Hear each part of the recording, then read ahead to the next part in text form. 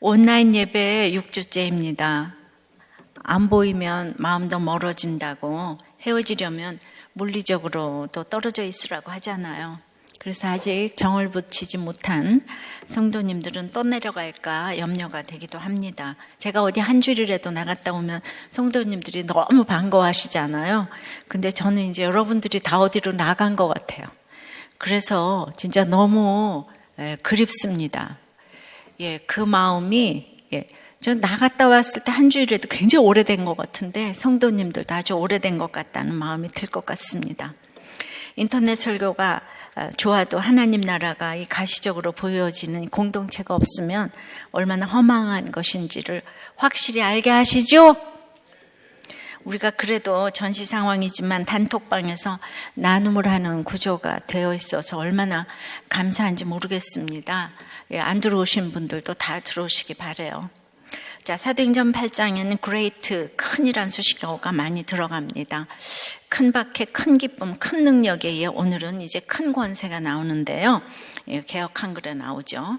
성령의 역사가 다이나믹하게 일어난다는 거예요. 그래서 진정한 큰 권세는 어떤 권세인지 보겠습니다. 첫째로 성령의 인도를 민감하게 받는 권세입니다. 25절이에요. 두 사도가 주의 말씀을 증언하여 말한 후 예루살렘으로 돌아갈 때 사마리아인의 여러 마을에서 복음을 전하니라. 자, 두 사도가 어떤 주의 말씀을 전했죠? 지난주에 교회가 부흥해도 이제 성직 매매의 그런 시몬의 그 사이머니의 시모니즘을 경계했죠. 돈으로 모든 것을 할 수 있다는 생각은 아주 교만한 것이고 하나님이 가장 싫어하는 것 중에 하나예요. 돈으로 성령을 살려는 사람들은 말씀대로 악독이 가득하고 불의에 매이게 되는 걸 볼 수가 있습니다.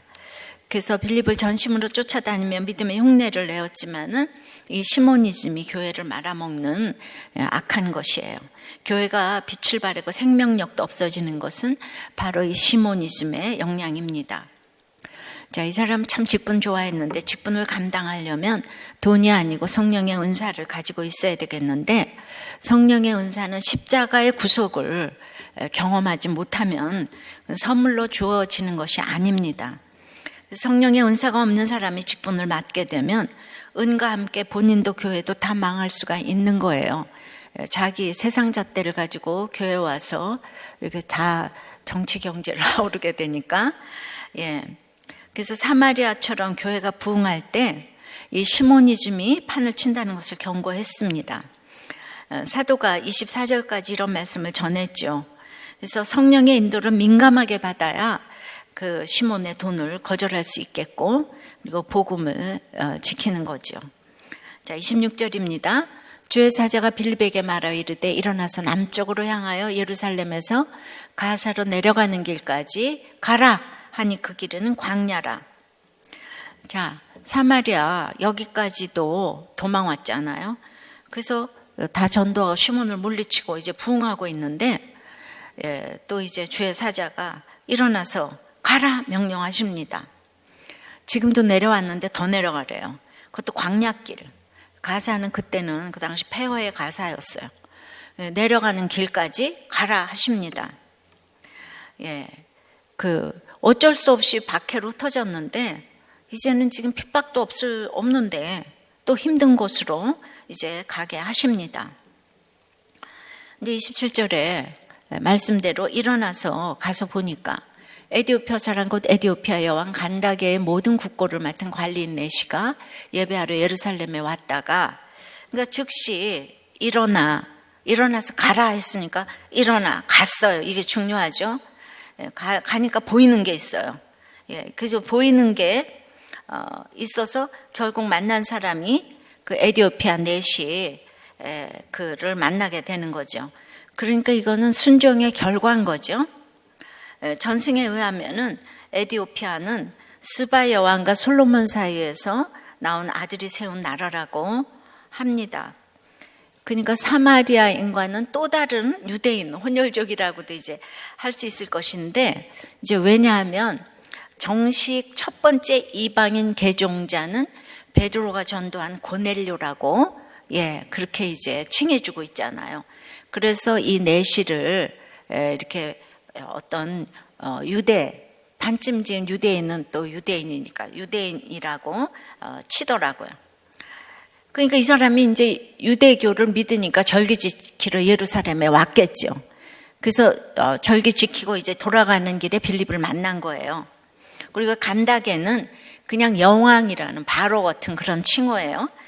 그 당시 왕은 세속 정치로 속을 썩이면 안 돼 가지고 신성한 역할만 하고 모든 이제 정치는 어머니가 맡아서 했어요. 그러니까 이 여왕의 이제 대신인 거죠. 재정장관이었어요. 그러니까 이 내신은 이제 국고를 맡았으니까 지금 여기는 안 나왔는데 개혁 성경, 한글 성경하고 킹 제임스 버전은 거의 큰 권세를 가졌다고 해서 제목을 가져왔어요, 제가. 그런데 권세 가진 장관이라고 하지 않고 오늘 유대인이면은 특별히 넷이라는 말을 쓸 필요가 없잖아요. 그런데 넷이라고 써 있으니까 바로 이런 것이 띵크해야 될 성령님의 의도가 있다는 거죠. 왜냐하면 신명기 23장 1절은 이 고자를 총회에 들어오지 말라고 해요. 그러니까 에티오피아의 이인자가 예루살렘까지 지금 절기 지키러 가서 성회에 못 들어갔다는 것은 그가 믿음이 없으면 거기를 왜 가겠어요, 예루살렘에. 근데 갔는데 말씀을, 그 유대인의 율법을 지키느라고 거기 이제 못 들어갔다는 거죠. 그래서 그가 1차적으로 말씀에 이렇게 순종을 하는 사람이라는 거. 몰라서 그렇지 율법에 순종하는 사람이라는 거 알 수 있죠. 요즘처럼 길이 좋은 것도 아니고 황폐한 광야길을 울퉁불퉁 하면서 계속 책을 읽고 있었어요. 이 책을, 이사야를. 이건 이제 미완료 과거로 계속해서 큰 소리로 읽고 있었다 이 얘기예요. 수레 안에서 얼마나 사모하면은 이걸 그렇게 읽겠어요. 골치가 딕딕 아플 텐데. 근데 진짜 자기가 좋아하는 공부라면 큰 소리 나는 텔레비 앞에서도 이렇게 공부만 한 애들을 나는 이제 본 적이 있어요. 책만 읽어요. 자기가 좋아하는 건 이렇게 합니다. 핍박이 나서 흩어져서 이렇게 전도를 했는데 준비된 심령은 사마리아인들 또 이렇게 내시 이런 사람들이 이렇게 준비되어 있었어요. 평생 한 교회 다니면서 이렇게 내 가족끼리만 다니는 사람들이 꽤 됩니다. 제가 남편의 병원 개업으로 어쩔 수 없이 흩어져서 이제 병원에 가서 전도를 해야 되겠다. 그래가지고 내가 이제 100일 아침 금식 기도를 하고 시작을 했어요. 병원 이름을 나보고 지으라고 그래서 질 게 없는 게 아니고 그죠. 그때는 또 그 수준밖에 안 되니까 할렐루야 산부인과를 하자고 그랬더니 우리 남편이 뭐라 그러더만요.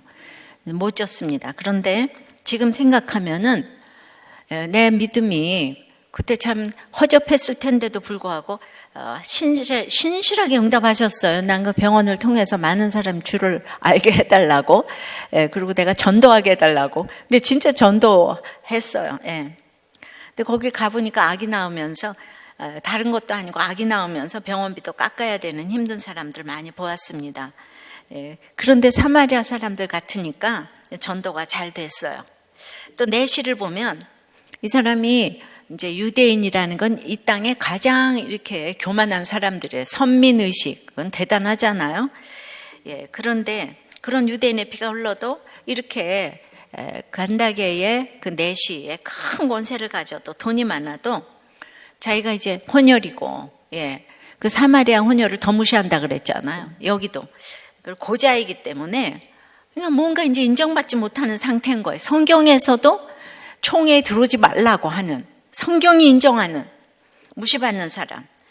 근데 자기가 고자가 돼가지고 권세를 다 가져보니까 고독한 거예요. 전 이런 사람 너무 보면 체울이 됩니다.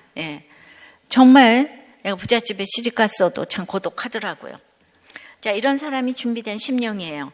아직도 안 돌아오는 아브라함의 직계후손, 유대인들의 선민의식. 정말 이거는 지구 끝날 가야지. 이제 하나님이 손보실 터인데, 우리 때문에 그 유대인들이 지금 수고하는 것 같아요. 그러니까 이렇게 핍박 가운데 있으니까 이제 흩어져도 그런 사람들에 대한 채울 때문에 그런 만남을 허락하시고 지금도 계속 우리들 교회를 통해서 그런 만남을 갖게 하십니다. 29절입니다. 이제 성령이 빌립더로 이르시되 가라 하시더니 이제 이르시되 이 수레로 가까이 나아가라 하는 거예요. 주의 26절에 주의 사자가 이 성령으로 지금 바뀌었어요. 이름이 좀 더 구체적으로 지금 명령하십니다. 그러니까 항상 이렇게 민감하게 반응을 해야 되는 거예요. 때를 놓치면 대사를 그르치잖아요. 그러니까 수레에 바싹 달라붙을 정도로 밀착하라 뭐 지령이 꼭 내려오는 것처럼. 그러니까 내가 생각하기에도 이 대단한 고관대작을 어떻게 그 수레에 밀착해서 죽으면 어떻게 해요? 그때는 그 권세면 사람 죽일 수도 있는 거죠. 우리가 예수를 믿으면 하나님께서 가정교사로 성령을 주시는데 예민한 인도를 받으면 준비된 심령에 이렇게 가까이 가게 하세요. 그러니까 이 사마리아인들을 알아보는 통찰력을 주니까 전도할 때마다 성공률이 높아요.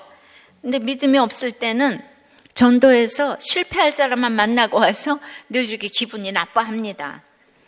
그래서 계속해서 유대에서 사마리아로 내려왔는데 그곳에서 또 남쪽으로 또 내려가라고 하는 거예요.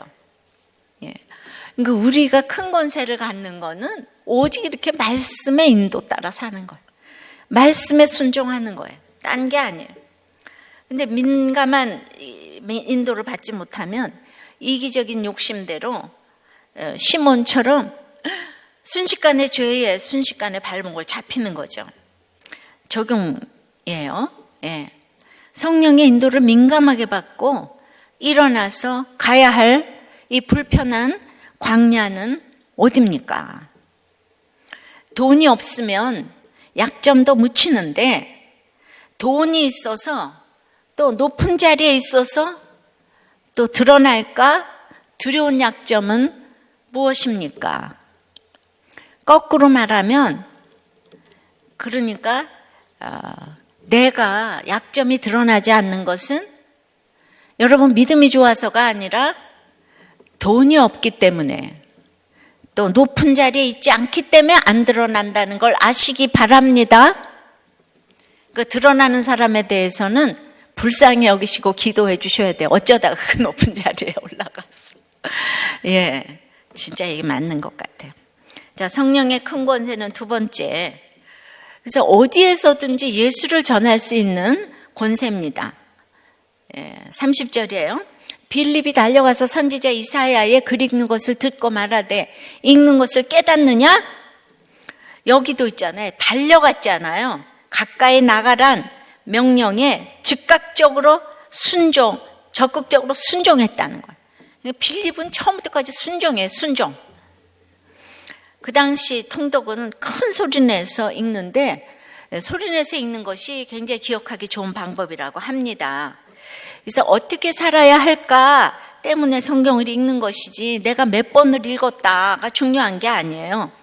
근데 열심히 읽는데 무슨 뜻인지 깨닫냐고 중요한 질문을 이제 합니다. 이 깨닫느냐는 이제 원어에는 의문의 불변사가 있어가지고 에디오피아 내시가 지금 의미를 깨닫고 있지 못하다는 것을 빌립이 지금 확신하고 이제 이렇게 물어보는 거예요. 저도 늘 이해되세요?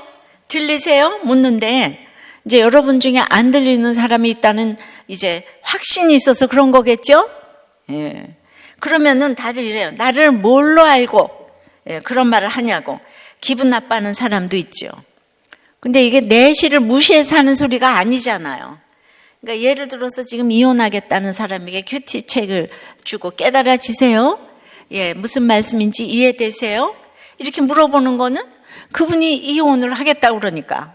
예, 물어보는데, 내가 교회를 몇 년 다녔는데 내가 몰라서 이혼할 것 같으냐? 이제 이런 답이 이제 돌아오는 거죠. 그래서 이렇게 이제 깨닫느냐고 물었어요. 31절에 대답을 하되 지도해 주는 사람이 없으니 어찌 깨달을 수 있느냐 하고 빌립을 청하여 수레에 올라 같이 앉으라 하니라. 그러니까 이제 지도하는 사람이 없으니까 깨닫지 못하는 게 당연하지만 내가 할 수만 있으면 알았으면 좋겠다라는 이런 뜻이 이제 있어요. 예. 그래서 칼빈이 하나님께서 우리에게 두 가지 선물을 주셨는데 첫째가 성경이고 둘째가 이 성경을 가르쳐주는 사람이라고 하는 거죠. 여러분은 이 선물을 다 받으셨습니까? 예. 성도 여러분, 이 선물을 반드시 받으시기를 바라요. 그러니까 가르침을 받기 위해서 이 목장에 꼭 좀 가셨으면 좋겠습니다. 예. 그래서 이제 그 교회를 그렇게 잔멸하던 사울이 성경 박사지만은 이 사람은 열심히 성경을 읽었지만은 이 얼마나 불세출의 지도자 빌립에게 그 가르쳐 달라고 했겠습니까? 근데 빌립을 내시가 청한 것만도 이미 성령이 임한 사람이 아닌가. 임했어요, 지금 이 내시에게는. 그러니까 이제 말씀에 대한 갈급함이 너무 크니까 수치나 자존심은 전혀 이제 걸림돌이 되지 않았습니다. 그래서 그 내시가 읽던 구절이 뭔가 하면 32절 3절이에요. 그 읽는 성경 구절은 이것이 일렀으되 그가 도살자에게로 가는 양과 같이 끌려갔고 털 깎는 자 앞에는 어린 양이 조용함과 같이 그의 입을 열지 아니하였도다. 그가 굴욕을 당했을 때 공정한 재판도 받지 못하였으니 누가 그의 세대를 말하리요 그의 생명이 땅에서 빼앗김이로다 하였거늘. 이거는 이제 이사야에서의 너무 유명한 그 메시아 예언이죠. 예. 그래서 이렇게 도살장에 끌려가는 양처럼 십자가에 옷이 벗겨져서 공정한 재판도 못 받고 이게 죽은 것을 이렇게 보고, 이것은 그 십자가상의 예수님의 죽음을 알지 못하는 사람에게는 이건 너무 어려워. 무슨 말인지 몰라요. 그러니까 누가 그의 세대를 말하리오는 그 8절에는 그 세대 중에 누가 생각하기를 그가 산자의 땅에서 끊어지면 마땅히 형벌받을 내 백성의 허물을 인함이라 하였으리오. 그러니까 예수 시대의 사람들은 예수님이 억울하게 죽었는데도 다 예수의 죄로 인한 것이었다고. 그 공정하게 판단받지 못한 것도 다 자기 때문이고,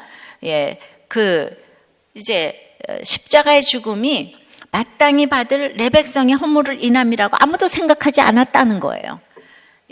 그러니까 이 이사야서의 예수님에 대한 말씀을 지금 읽고 있는데 성경을 읽으면서 이것을 예수님 이야기로 읽지 아니하고 도덕과 윤리로 읽게 되니까 깨닫지를 못해요. 어디를 봐도 성경을 예수님 이야기로 읽어야 되는데 이렇게 구속사적으로 읽어도 이 고난이 없으면 사지로 가는 양과 같고 생명이 땅에서 빼앗기고 뭐 이런 말이 너무도 듣기 싫은 십자가이기 때문에 그냥 어려워요. 그러니까 여러분 생각해 보세요. 예수님 옆에서 십자가를 겪었잖아요. 사람들이 보았어요. 근데 그분이 메시아인데 아무도 몰라요. 이게 비밀이에요. 옆에서 겪었는데도 예수님을 모르는 거예요.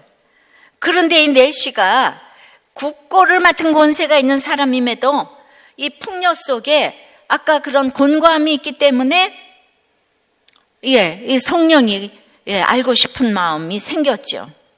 성령이 오시니까 예수 그리스도의 예언이 이루어진 것을 이제 알게 된 빌립이 이것을 사도들에게 배웠고 경험했기 때문에 내시에게 이거는 이사야의 예언이 성취된 예수 그리스도다. 이 이사야의 구절이 바로 이것이 예수 그리스도다. 그러니까 빌립에게도 성령이 임하시고 그것이 내시에게 전달이 되니까 성령이 이제 깨닫게 하신 것이죠. 그래서 34절에 그 내시가 빌립에게 말하되 청컨대 내가 묻노니 선지자가 말한 것이 누구를 가리킴이냐? 자기를 가리킴이냐? 타인을 가리킴이냐? 선지자는 이사야죠. 이사야가 말한 게 자기냐? 다른 사람이냐? 이렇게 이제 물었어요. 그러니까 질문을 잘해야 되고 답을 잘해야 되고 예수님도 질문 많이 하시고 대답하시고 그러니까 35절에 빌립이 입을 열어 이 글에서 시작하여 예수를 가르쳐 복음을 전하니 이 글에서 시작하여 예수를 가르쳐 복음을 전하니 본문에 어디에도 이게 예수 그리스도다 이런 설명 뚜렷이 기록되지 않은 것으로 보아서 이제 구태여 따로 기록할 필요조차 없을 정도로 이제 초대교회가 이런 진리를 너무도 잘 알고 있었다는 것을 이렇게 보여주는 거예요. 예. 우리는 너무 아는데 세상의 박사들은 모른다 그랬습니다. 계시록 설교할 때도. 그래서 이렇게 물었더니 물론 그 대답은 선지자 이사야가 아니라 예수 그리스도죠. 그래서 이 이사야 구절로 시작해서 빌립은 예수 그리스도를 이제 잘 전했어요. 이 글에서 시작하여서 이 대상의 정체가 다름 아닌 그리스도고 구약 성경 전체가 바로 예수 그리스도에 대해 일관성 있게 얘기하고 있다는 사실을 가르쳐 주시고 그 다음에 이제 이 구절을 통해서 그에게 예수 그리스도를 전파한 거죠. 예수를 가르쳤다는 게 예수 복음을 전한 거죠. 그래서 아무리 힘든 문제가 있어도 우리의 모든 인생은 거기서부터 예수를 가르칠 수가 있어야 됩니다. 자, 이제 여기까지 이제 잘 들었잖아요. 근데 내시가 이 얘기에 왜 그렇게 특별히 반응을 했을까요? 오래된 학자도 아니고 인간에게는 이 기복적인 게 있어서 내가 갔다 오면 잘 될 거야. 이 정도 신앙 가지고도 갔다 올 수 있죠. 그런데 하나님이 그 마음 속에 말씀에 대한 이렇게 사모함을 주셨는데 이게 듣다 보니까 성경이 자기 얘기인 거예요. 문자적으로도 자기 얘기인 거예요. 제가 30대 때 우리 남편 갔을 때 SK 아내를 하루아침에 데려갔는데 문자적으로 제 얘기였잖아요. 제가 믿음이 성경을 지금같이 알았겠어요. 하나님이 나를 알아주신다 하는 그런 일이 이 내시에게도 일어난 거예요. 자기에게로 특별히 들은 이유는 곧 이어서 이사야 56장이 나오잖아요. 그러니까 이제 한 70km 되는 거리니까 그 계속하면서 읽었겠죠. 근데 56장에 글쎄 4절 5절에 이런 얘기가 나오는 거예요. 고자 얘기가 나와요. 여호와께서 이와 같이 말씀하시기를 나의 안식일을 지키며 내가 기뻐하는 일을 선택하며 나의 언약을 굳게 잡는 고자들에게는 이 사람이 지금 너무 절기 지키고 안식일 지키고 언약을 굳게 잡았잖아요. 그러니까 이 약속의 자녀인 거야. 내가 내 집에서 내 성 안에서 아들이나 딸보다 나은 기념물과 이름을 그들에게 주며 영원한 이름을 주어 끊어지지 아니하게 할 것이며 할렐루야 놀렐루야.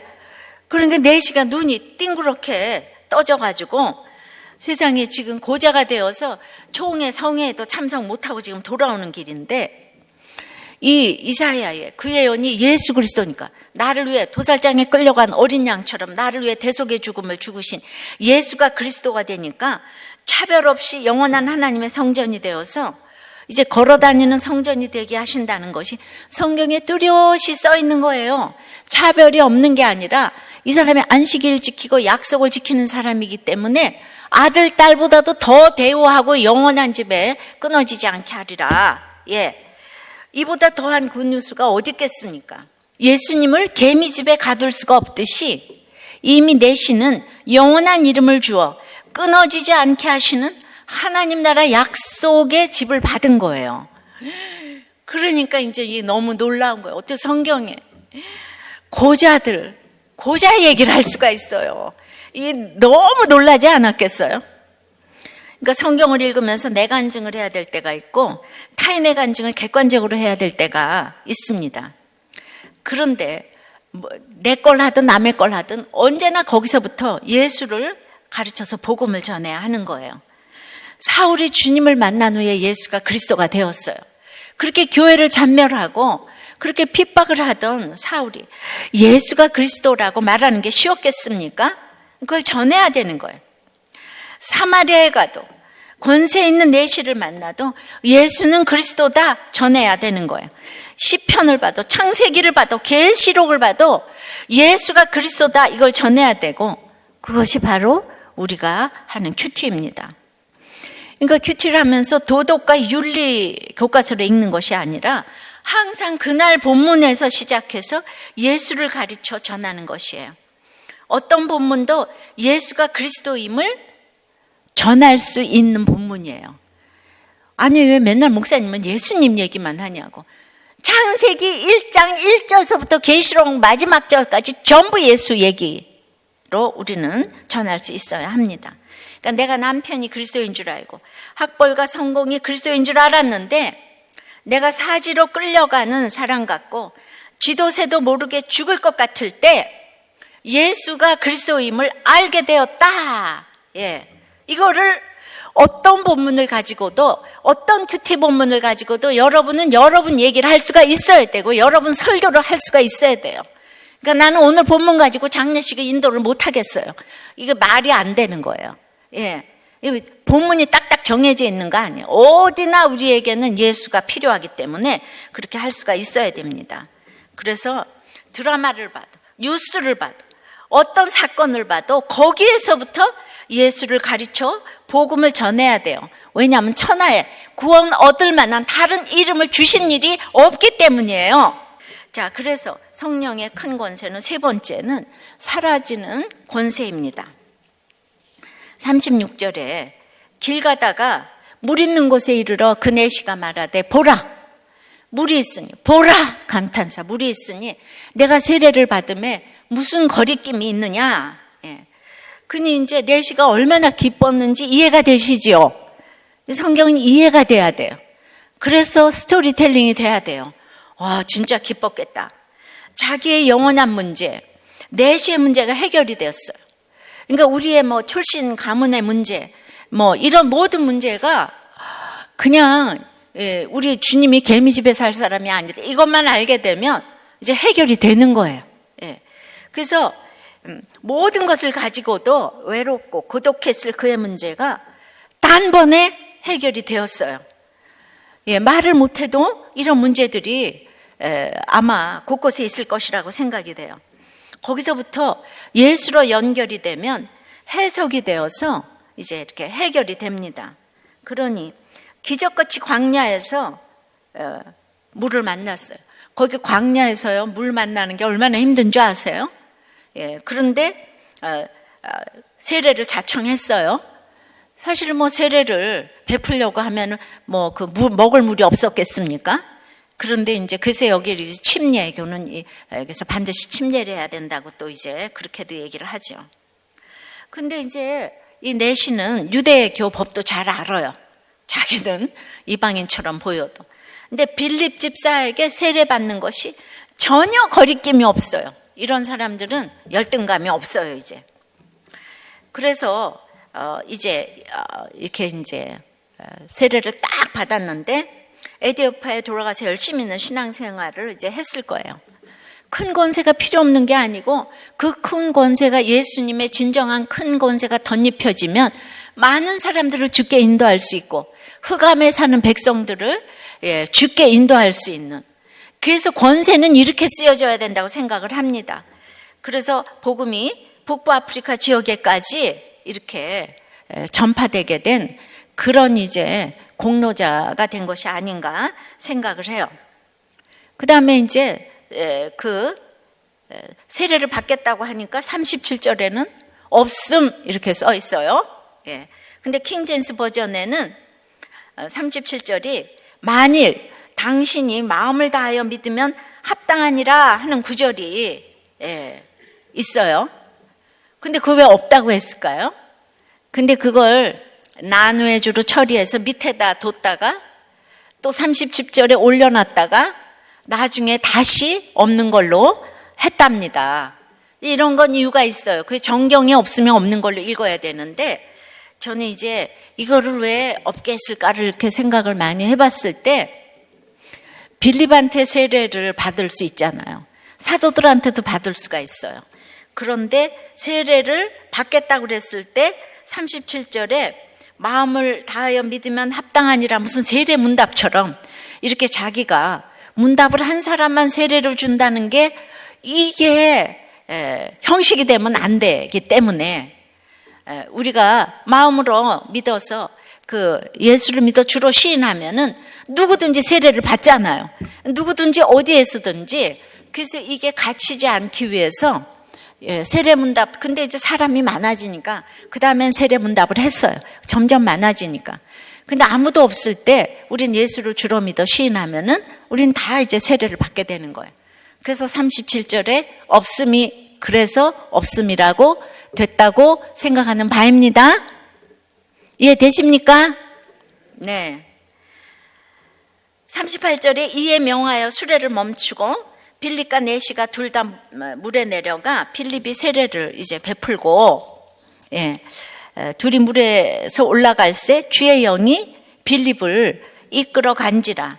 내시는 혼연히 길을 가므로 그를 다시 보지 못하니라. 근데 여기에 알렉산드리아 사본이라는 데는 이런 말이 들어가 있다는 거예요. 39절에 성령이 그 내시 위에 내리셨으며 천사가 빌립을 이끌어갔다. 그래서 왜냐하면 세례 받을 때는 예수님도 성령이 임했잖아요. 그러니까 그 성령 세례 받을 때마다 성령이 임한 것을 이 내시에게도 이제 그 성령이 내렸다는 얘기가 있는데 이것도 이제 없으니까 뭐 그런 얘기가 있다 이렇게만 이제 아시면 되겠어요. 지난 시간에 왜 성령 세례를 따로 받게 했는지는 제가 말씀을 드렸어요. 하나님은 사마리아인들에게는 베드로와 요한을 불러서 세례를 이렇게 주게 하셨지만, 근데 이제는 빌립을 훈련시키셔서 빌립도 부족한 게 있었기 때문에 그래서 내시에게 주게 하심으로 리더로서 성령 세례와 진정한 복음의 힘을 경험하게 하셨습니다. 근데 사도들이 세운 리더에 의해서 그러나 복음의 통일성을 가지는 것은 너무나 중요합니다. 이 세상엔 이단도 많고 이러기 때문에 이 통일성이 이렇게 흘러내려가는 거, 복음이 훼손되지 않기 위해서. 그런데 여기는 이 사람은 이제 가서 영원히 못 볼 사람이잖아요. 그래서 빌립이 세례를 주었는데, 그러니까 이제 여기서 빌립의 세례에 대해서 저는 또 평신도 집사를 이렇게 오래 했기 때문에 빌립을 집사라고도 하고 아니라고도 해요. 그 사도행전 6장에는 집사라는 단어는 없어요. 근데 다들 이제 후대 사람들이 집사라고 부르니까 이제 우리도 이렇게, 그러니까 굉장히 7사람 중에 하나였지만은 어쨌든 사도는 아니었으니까. 근데 빌립이 세례 베푸는 거는 참 조심해야 되는데 지금 8장에 그 세례에 대한 얘기가 많이 나오고 있잖아요. 그러니까 우리 질서가 참 중요하다고 얘기를 했는데, 제가 이제 집사 시절에 30대부터 엄청나게 이제 곳곳에 집회를 많이 하러 다니고 저 때문에 예수 그리스도도 많이 영접하고 그러면은 이제 저한테 세례를 받겠다고 그러면 제가 당연히 예수 그리스도를 주로 믿어 시인하면 세례를 줄 수 있는데 제가 세례를 이제 줬다고 생각해 보세요. 그러면 각곳에 흩어져서 자기 교회로 돌아간 사람들이 내가 김양재 집사한테 세례를 받았다. 이러면 그게 목사님들은 다 나를 모를 거 아니에요? 그래서 이제 중요한 것이 그 때에 따른 그게 너무 중요하지만은 그 사도들과 연결된 그 하나의 통일성이 너무 중요하다는 거예요. 그래서 때가 되기 전까지는 제가 때가 되기 전까지는 그냥 한 사람도 세례를 준 적이 없잖아요. 우린 다 아는 사람들이니까. 근데 모르는 사람 아프리카에 오지에 갔으면 내가 주고 올 수도 있어요. 그 사람은 내가 누군지 모르니까. 그러니까 때에 따라서 이렇게 적용이 너무너무 중요합니다. 자, 빌립은 그래서 복음을 전하고 세례를 베풀었습니다. 그 내시 한 사람 구원하려고 성령님이 지금 뭐예요? 26절에 주의 사절로, 29절에 성령으로, 또 39절에 주의 영으로 너무너무 지금 바쁘게 일하세요. 성령님이 제일 바쁘세요. 성령님의 이름이 이렇게 자주 나온 것은 이게 성령의 역사가 얼마나 주도적으로 세밀하신 간섭으로 긴박하게 일어난 날을 말하심입니다. 성령은 마지막에 다 일을 마친 후에 빌립을 이끌어갔어요. 그래서 어떤 거는 또 내가 다 찾아볼 수는 없지만은 그 이끌어갔다는 뜻 중에 파괴의 위험에서 구함, 이런 뜻이 그냥 촥 저한테 와 닿더라고요. 그냥 그 단어 하나 딱 보는데 빌립이 영광 받을까봐 이 파괴의 위험에서 구하셨구나. 결국 이거는 그러니까 빌립이 한 일이 아니구나. 그러니까 자신에게 성경을 설명해서 그리스도를 소개해주고 세례까지 준 사람이 갑자기 사라지는 상황에서도 그 내신은 하나도 당황하지 않고 혼연히 길을 갔어요. 혼연히는 기쁘게 갔다는 뜻인데 기뻐하면서 자기 길을 갔다는 사실을 소개합니다. 그는 시몬은 이제 성령을 팔라고 했지만은 내신은 빌립이 전해준 예수님을 따랐어요. 그러니까 복음을 제시하고 세례까지 베풀어 주던 빌립을 더 이상 볼 수 없게 되었음에도 불구하고 그의 그 기쁨이 슬픈 상황을 압도했어요. 내가 예수님 만난 것은 이 땅의 모든 슬픈 상황을 압도하는 기쁨이어야 이게 성령의 큰 권세인 줄 믿습니다. 기쁨이 슬픔을 압도하는 게 정상이에요. 아셨습니까? 그러니까 홀로 서기가 금세 되어서 기쁘게 그 길을 간 거예요. 에디오피아는 지금의 누비아, 나일 계곡에 있다 그러죠. 인구의 3분의 2 이상이 믿는다고 해요. 저는 이게 내시 때문이 아닐까 생각을 합니다. 그러므로 큰 권세는 복음의 권세고 성령은 결국 선교적인 사역 때문에 이렇게 열심히 지금 등장을 하고 계세요. 사도행전의 성령은 정말 선교적인 그 명령을 수행하고 있는 것 같습니다. 효과적으로. 그래서 예루살렘과 유대와 사마리아와 땅끝까지 거기 나왔잖아요. 이 땅끝의 상징으로 지금 이 에디오피아가 나왔고 그거 우리가 구스라고 하는 그것이죠. 그래서 시편 68편 31절에는 구스인은 하나님을 향하여 그 손을 신속히 들리로다의 말씀이 성취된 거예요, 지금. 그래서 땅끝까지 이르러 복음이 전파되리라. 그래서 우리가 지금 그 시대에 살고 있습니다. 그래서 그 40절에 빌립은 아소도에 나타나 여러 성을 지나다니며 복음을 전하고 가이사랴에 이르니라. 아소도는 이제 바울이 9장부터 복음을 전하는 지역이에요. 그런데 바울이 전할 수 있도록 빌립이 오늘 40절에 이미 밑밥을 깔아뒀다는 거. 이걸 아시죠? 예. 그러고는 이제 떠난 거예요. 그러니까 빌립은 처음부터 집사잖아요. 구제 공개했잖아요. 교회에서 정말 그 일했잖아요. 허드렛 일을 하고 했는데 최고의 말씀을 너무도 잘 전하는 사마리아를 전하고 그랬는데 사마리아에서도 자기가 다 해놓고 영광은 베드로하고 요한한테 돌리고 그리고는 거기서 사라졌잖아요. 첫 번째 이방인 개종자도 베드로에게 영광을 돌렸어요. 넘겼어요. 베드로가 전도한 고넬료가 첫 번째 이방인 개종자로 자리매김을 하게 했어요. 그러니까 진짜 제가 빌립을 묵상을 많이 했어요. 너무 멋있는 거예요. 그렇지만은 내가 멋있어야지. 그래서 멋있어지나요? 예수님을 보았다던 12사도에 들어가지 않았기 때문에, 이 사람 예수님을 직접 못 봤기 때문에, 그래서 이런 진정한 큰 권세를 가지게 된 것 같아요. 그러니까 그 당시에는 베드로하고 빌립은 자리 차이가 엄청난 거예요. 베드로는 예수님을 본 사람, 빌립은 여기서 교회에서 청소하는 사람이에요. 그러니까 그냥 쳐다보지를 못해. 그래서 이 자리가 겸손케 하는 것이 있죠. 그러니까 주님만이 상급인 인생을 누군가는 보여줘야 하기 때문에 이 세상이 하나도 알아주지 않아도 그냥 주님 권세 내 권세 하는 이 권세가 가장 큰 권세가 아닐까. 스데반과 빌립이 이걸 정말 보여주고 갔다고 생각해요. 인간에게 자존적인 교만이 있기 때문에 가장 힘든 적용입니다.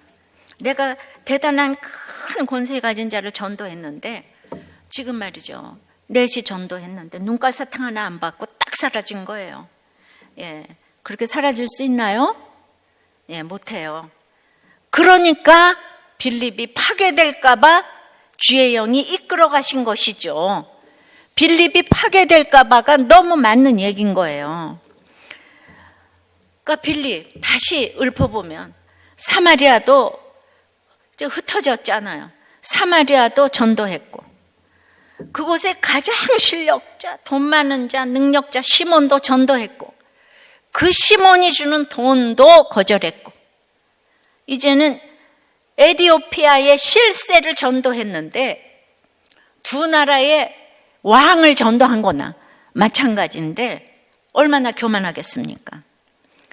정말 스데반과 빌립은 스타인데 그러다 진짜 스타 될까봐 스스로 타락한 자 될까봐 정말 스타가 되게 하시느라고 데려가시 사라지게 하셨다고 생각해요. 정말 이게 정말 멋있는 스데반과 빌립이라고 생각합니다. 적용해 보세요. 내가 한 일에 공로를 상사에게 넘길 수 있을까요? 내 자리가 낮아서 겸손할 수밖에 없는 것을 큰 권세로 생각합니까? 그냥 만년 쫑이라고 생각을 합니까? 말씀 맺어요. 성령의 큰 권세는 성령의 인도를 민감하게 받는 권세입니다. 그리고 어디서든지 예수님을 전할 수 있는 권세입니다. 그리고 모든 영광을 뒤로 하고 사라질 수 있는 권세라고 할 수 있습니다.